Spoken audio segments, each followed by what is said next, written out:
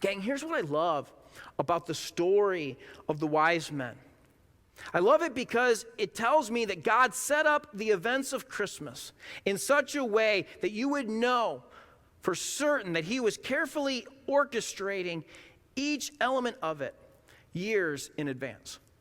9 months before Christmas, God sent an angel to tell Mary and Joseph about the birth of his son. On Christmas night, God sent angels to communicate with the shepherds about the birth of his son. And hundreds of years before Christmas, God sent a holy man, Daniel, to the eastern peoples to prepare their highest caste, their wise men, court advisors to the king, to respond to the birth of his son. God communicated to the wise men that the Messiah would be both king and God, and that he would come to die. And through a combination of Daniel's leadership, Hebrew scripture, and the tailor-made revelation of a star, these wise men knew as much or more about the nature of the Messiah as the Jewish people did. But so what? Right? So what? What relevance does this story have to your life and mine? Gang, this is more than just interesting history. I believe that God did all of this so that people like you and me can have confidence that Jesus truly is the promised Messiah who came to take away the sins of the world. And there are some important lessons that we can take away from this story which can help us understand how we too can come to a true and living faith in Jesus Christ. Like the wise men, we are all on a journey of faith. We're all looking for meaning and purpose in our lives. We're all searching for God.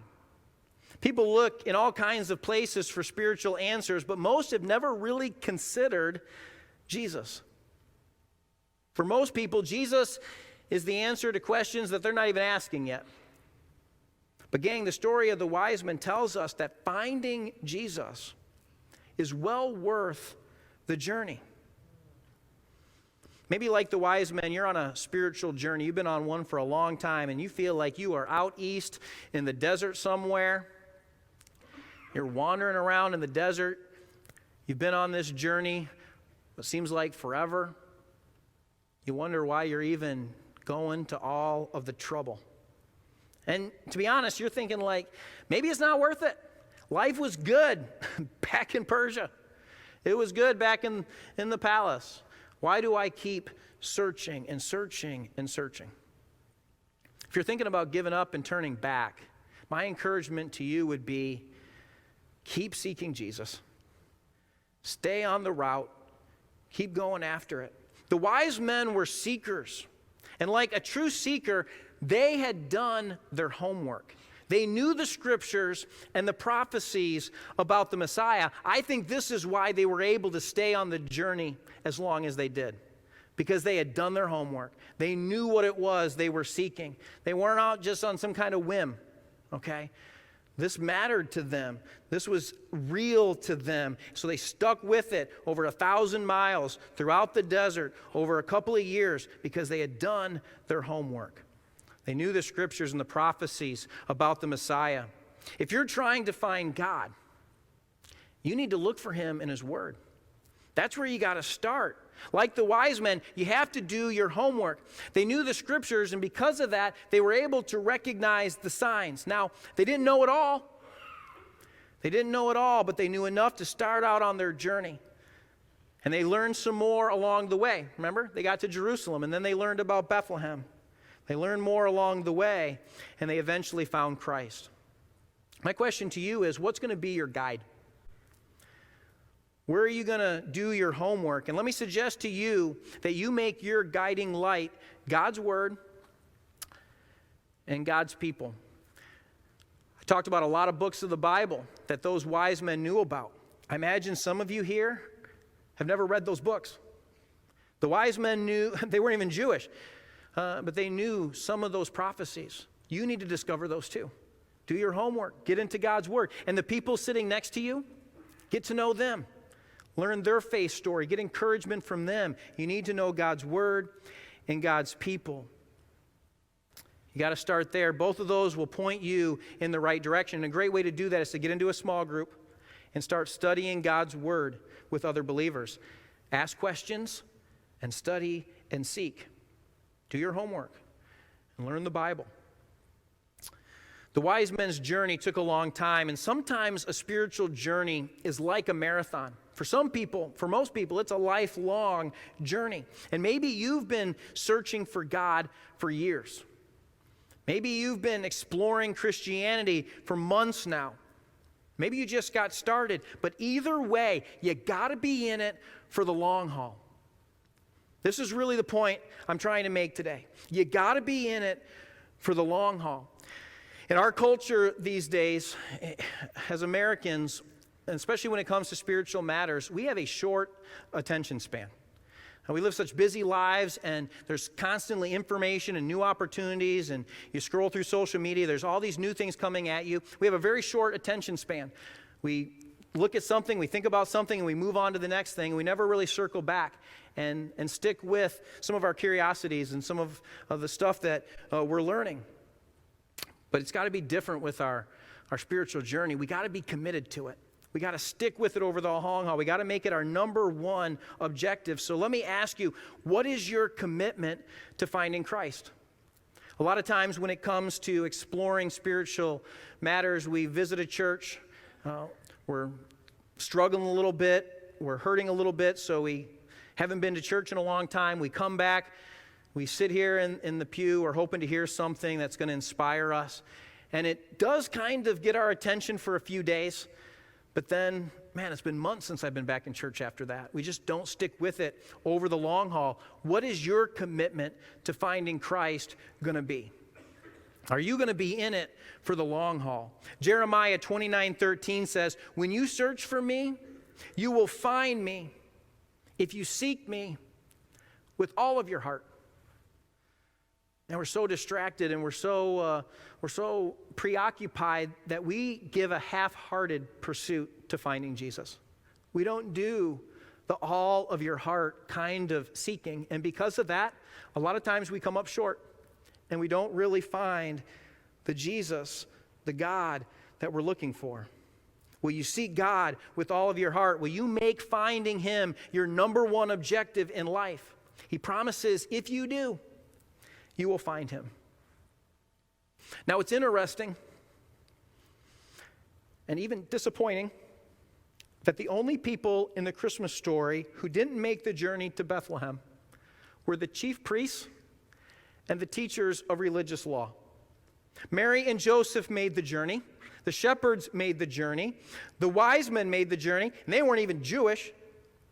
The angels made the journey. God Himself made the journey, but the priests and the teachers didn't. They were only 6 miles away, but they didn't travel the short distance to greet Jesus. They didn't make the final leg of their journey. Why didn't they go? I mean, after all, they too knew the scriptures. They too were looking for the coming king, but when they heard the news that He had been born, they decided that the journey to meet Him wasn't absolutely essential, even though it would have cost them very little effort to do so. They were comfortable where they were, comfortable enjoying their life, enjoying the favor of King Herod, and enjoying ruling the religious establishment of the day. They did nothing to investigate the possibility that the Messiah that they had been seeking for hundreds of years might have arrived. And in this sense, they were even worse than Herod, because at least Herod was open to the possibility that this child in Bethlehem might be the king. Some of you are so close. You're so close. You come to church each week, you serve, you say all the right stuff and do all the right things, but you've never really finished the journey and found Jesus in a real and personal way. You're a church goer, but not a Christ follower. You believe, but you haven't received Jesus for yourself. In our faith journey, there has to come a point when we make a firm commitment and a clear decision to follow Jesus. Have you done that? If you haven't, you can do that. You can do that today. The journey that the wise men went on was far more than just a physical one. It was a spiritual one, which led them to understand who Jesus really is.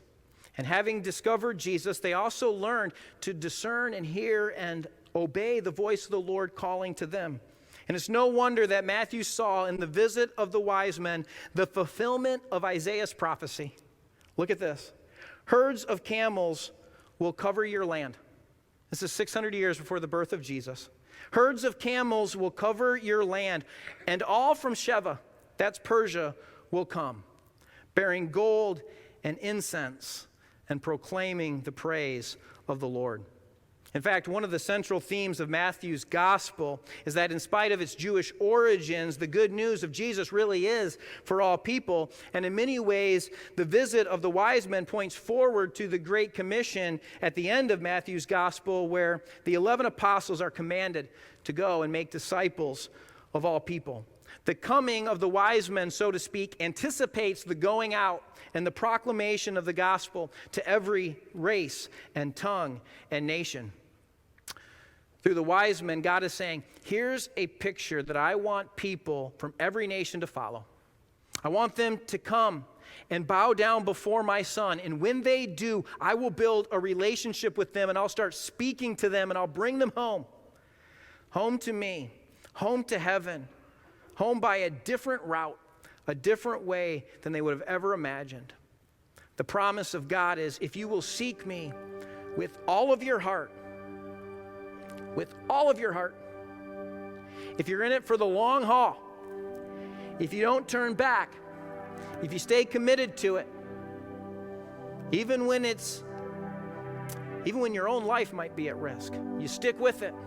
If you seek me with all of your heart, all of your soul, all of your mind, and all of your strength, if you put all of yourself into it, because you've done your homework and you know what you're looking for, if you do that, you will find me.